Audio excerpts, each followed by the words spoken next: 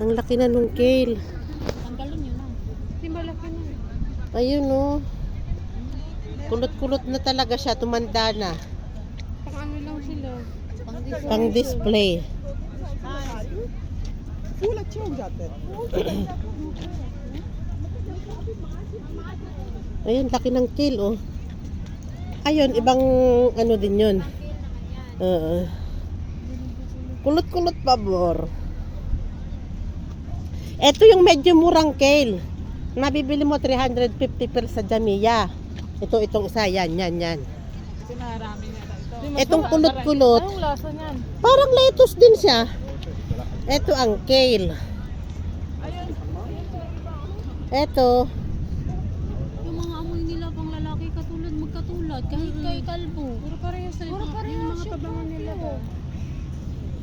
Kahit ano pa, kahit Versace or ano. Versace on the floor. Ito ang broccoli. Ito, alam mo ba to, tabunggaw? Kinakain din nila to, Joy.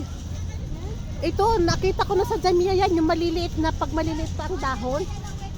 Yan, kinakain din pala yan.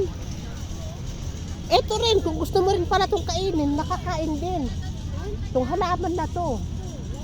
Oo. Ginagawang tea yung bulaklak niyan.